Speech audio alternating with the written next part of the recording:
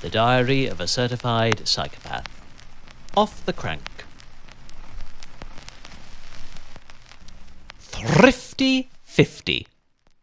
A compulsively unstructured and mostly solitary 90-ish minute saunter around what remains, after almost a decade of devoted role-playing by the fun-focused fitness industry's most active pleasure seekers, Watopia's flattest route outside of Fuego's rust-dusted desert highway, where today a vivid virtual sun beat down upon artistically retextured asphalt and many a pixelated peloton with the same blazing conviction as Earth's rising solar sage rendered rays of stellar silver high above Shoreham's shape-shifting skyline.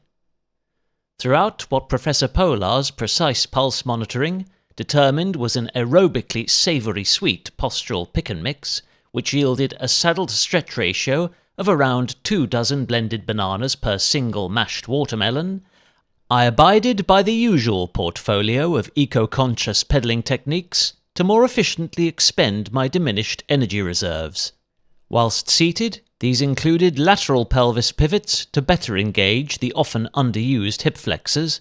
combined with a loose grip on the handlebars, regular transitions between the hood's tops and drops, relaxed shoulders, and a centered upper torso,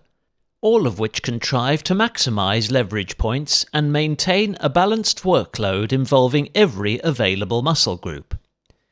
During brief, unseated intervals, I employed the tried and trusted technique of utilizing body weight to generate momentum at lower cadences, by rotating below the waist throughout every revolution in the direction of each downward stroke,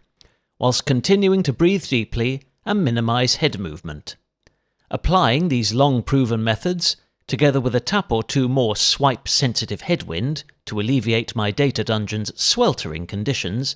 helped lower core temperature enough for the heart to shed a few critical beats with almost no reduction in power, which, for trivial reference, hovered roughly one average Philips LED candle bulb's worth of watts below zonal parity, at 70% of my functionally flexible limits. Concluded proceedings by stashing several bars of blue bullion in the cramped economy class carriage of low cocoa motions accordingly colour-coded choo-choo.